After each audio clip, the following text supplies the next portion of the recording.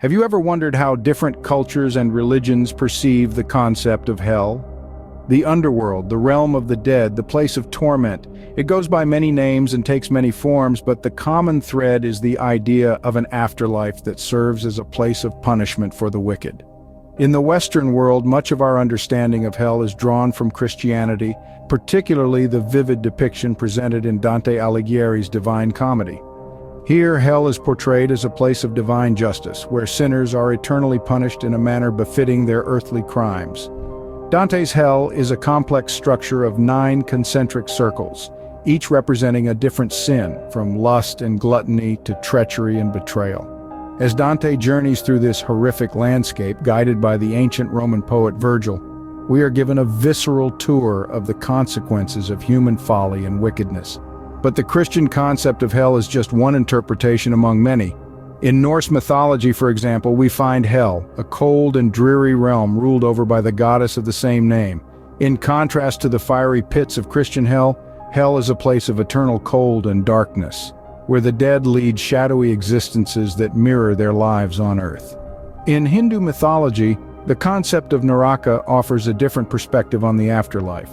Similar to Dante's Inferno, Naraka is a place of punishment where souls atone for their sins before being reincarnated. However, unlike the eternal damnation of Christian hell, the torment in Naraka is temporary and serves as a form of spiritual cleansing. And then there's Buddhism, which presents yet another interpretation of hell. In Buddhist mythology, hell is not a single place but a series of realms known as Naraka, each more terrible than the last. Like Hinduism, Buddhism views these realms not as places of eternal torment, but as stages in the cycle of rebirth and suffering known as samsara. These are just a few examples of the many interpretations of hell found in different cultures and religions around the world. Each one offers a unique perspective on the nature of sin, punishment, and the afterlife, reflecting the values and beliefs of the societies that created them. Let us delve into the depths of hell as depicted in Dante's Divine Comedy and Buddhist mythology. Welcome to Dante's Inferno, a vivid depiction of 9 concentric circles of torment. This journey begins at the very gates of hell, where Dante, led by his guide Virgil, reads the chilling inscription, "Abandon all hope, ye who enter here," an ominous prelude to the horrors that lie ahead. As Dante and Virgil traverse the first circle, known as Limbo, they encounter virtuous non-Christians and unbaptized pagans. These souls, though not sinful, did not accept Christ and thus are forever separated from God. Their punishment is an eternity in an inferior form of heaven, a place of perfect natural happiness yet devoid of the divine joy of the true paradise. The second circle houses those guilty of lust, swept eternally in a violent storm, symbolic of the power of lust to blow one about needlessly and aimlessly. Dante converses with Francesca, a woman who fell victim to the sin of lust, teaching us that hell is not just physical torment but also the pain of lost and unattainable love. Moving deeper into hell, the third circle is home to the gluttons, forced to lie in a vile, putrid slush produced by ceaseless, foul, icy rain. This is a fitting punishment for those who, in life, overindulged in food, drink, and other bodily excesses. The fourth circle is reserved for those consumed by greed. Here, Dante sees the souls of the avaricious and the prodigal, who, hoarding and squandering wealth respectively, are condemned to joust with giant weights as a metaphor for their futile efforts in life. As Dante steps into the fifth circle, he beholds the wrathful and the sullen submerged in the river Styx. The wrathful fight each other on the surface, and the sullen gurgle beneath the water, withdrawn into a black sulkiness which can find no joy in God or man or the universe.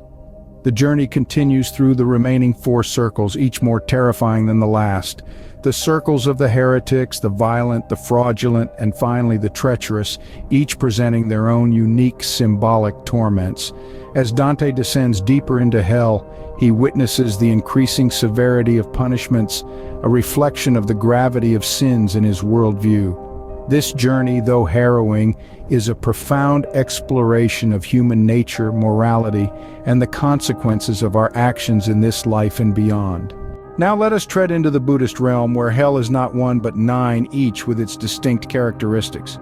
Buddhist mythology paints a vivid picture of the afterlife, where the concept of hell, or Naraka, is an intricate tapestry of detailed imagery and moral lessons.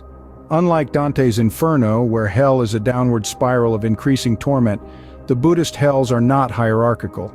Instead, they are separate realms, each designed to purify the soul of a specific sin. The first of these is the hell of repetition, where beings relive their transgressions over and over.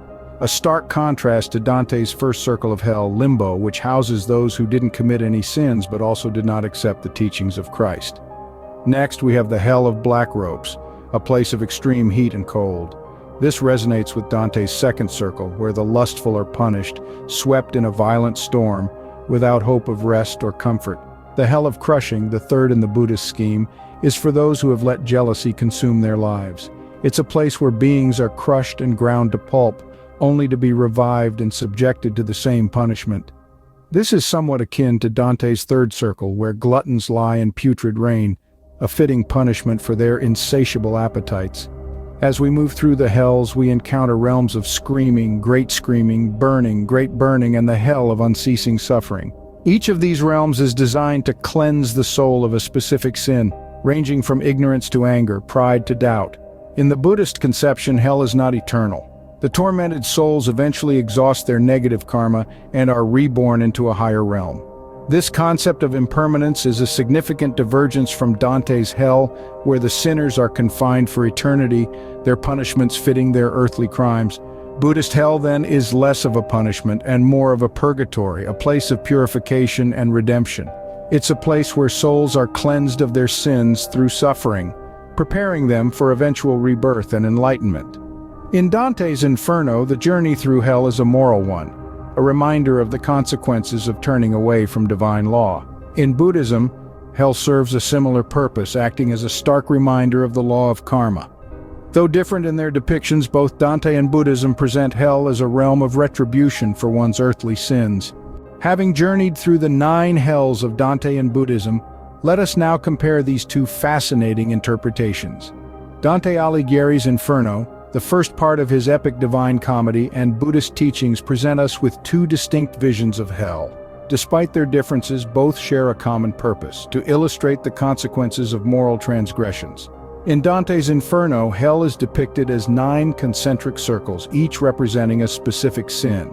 The sinners are punished in a manner befitting their crimes, a concept known as contrapasso. Those guilty of lust are blown about by violent winds, symbolizing the power of desire to toss the sinner about aimlessly. Gluttons lie in slush, a sickening garbage produced by ceaseless icy rain, a representation of the garbage-like results of their life's excesses. On the other hand, Buddhist teachings describe hell as a realm of intense suffering, one of 6 realms in cyclic existence. The hell realm is further divided into hot and cold hells, each with varying degrees of suffering. The punishments are not necessarily related to specific sins, but rather are the results of negative karma accumulated over countless lifetimes. Despite the differences, both Dante and Buddhism use the concept of hell to illustrate the importance of moral conduct. For Dante, hell is a place for divine justice, where sinners receive punishment fitting their crimes. Buddhism, meanwhile, views hell as a manifestation of one's own negative actions, emphasizing the law of karma. In terms of philosophy, both Dante's Inferno and Buddhism stress the impermanence of the human condition. Dante's journey through hell is a metaphor for the soul's journey towards God, while Buddhism views the 6 realms, including hell, as temporary states in the cycle of birth, death, and rebirth. So whether it's Dante's Inferno or the Buddhist realms, the concept of hell serves as a stark warning of the consequences of moral transgressions.